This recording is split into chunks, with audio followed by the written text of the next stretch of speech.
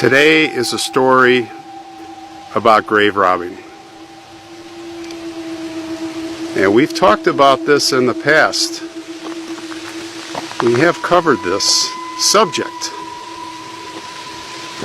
We covered it in Ohio, where we talked about the ghouls that were trying to steal the body, the wife of a man who planted torpedoes, and one of them died in the night. And we also talked about it in Illinois, in Sycamore, Ohio Grove Cemetery, where they stole the body successfully of Marilla Kenyon. But we haven't talked about the story of grave robbing for other reasons, other nefarious reasons. Necrophilia. It's a touchy subject to talk about, but that's why we're here today. I want to thank our viewer and subscriber Jeff for alerting me to this terrible story. And it's about a woman whose grave was almost desecrated here, right here, at this very cemetery. Her name was Laura Jean Tennyson. And it didn't happen that long ago, 2006. Now, Laura was a nursing assistant, and sadly she had died from injuries that she had. She was on the motorcycle with her boyfriend, no helmets, and on August 27th of 2006 he had lost control. His name was Thomas Sweet. He was 20 years old at the time. So was Laura. And they were both flung from the motorcycle when he lost control. Alcohol and speed were the main factors, sadly, and Laura died from her injuries. Her boyfriend did not. He only sustained minor injuries. How ironic. But here's where it really goes further south, much further. If death is not bad enough. There were 3 local men here. Dustin Radke, 20 years old. He lived in Dodgeville, very nearby here. And 2 twins, Nicholas and Alex Grunke, also 20. And they had seen Laura's obituary in the newspaper. And it was said by this Dustin Radke that Nicholas Grunke had shown him Laura's obituary, and he said, "Look at her, she's hot. I want to have sex with her. I want to have sex with her corpse." That's right. That's right. He then asked him to help dig up Laura's grave. Of course, it was right after she was buried. Now let's take a look.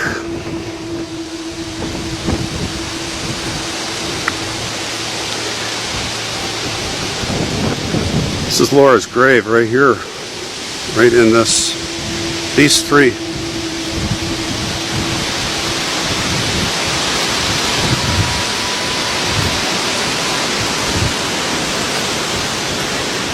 The Tennyson family. Right here, guys. This is where it happened. Now, I don't know if The internments are on this side of the stone. I mean, we are right on the road. Or if they're on the other side, there. But assuming it was right here, the officer looked down and saw a hole dug all the way to the vault. And luckily they were unable to finish their horrible deed. And they had, of course, run away. He just saw the hole here, freshly dug. And of course, easy to locate, because what happens is, of course, after the funeral and the burial, you can see, and this is how they would work, the ghouls, is you can see exactly where the hole was dug and where the body was placed. Well, they were not able to get into the vault, and even if they did have more time, I'm not sure they would have been successful. But they were arrested. Each man was charged with being party to attempted third-degree sexual assault and being party to an attempted misdemeanor theft charge. Bond was set at $1,000 each for the Gronke brothers and $1,500 for Radke. And you just can't imagine. You have to wonder, what did the family think of all that?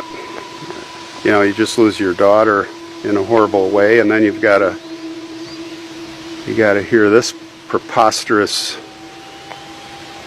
I can't even describe it. It's ridiculous. Evil, demented, necrophilia freaks. And that is going to be a stain on the rest of their lives, these guys. They're going to be always known as the ghouls. Well, Laura was a beautiful woman. She had a beautiful disposition. She was very kind, very outgoing. In fact, the Reverend, his name was John Norder, he said that, he was the priest here. He said that she was always smiling and she never judged others. She was a really good kid. So very, very sad. You can see some flowers here. Little angel.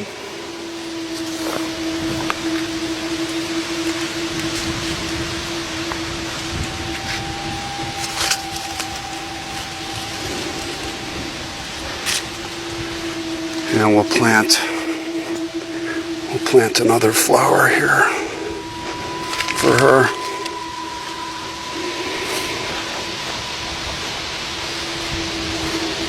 Not a pleasant story, but one that had to be told.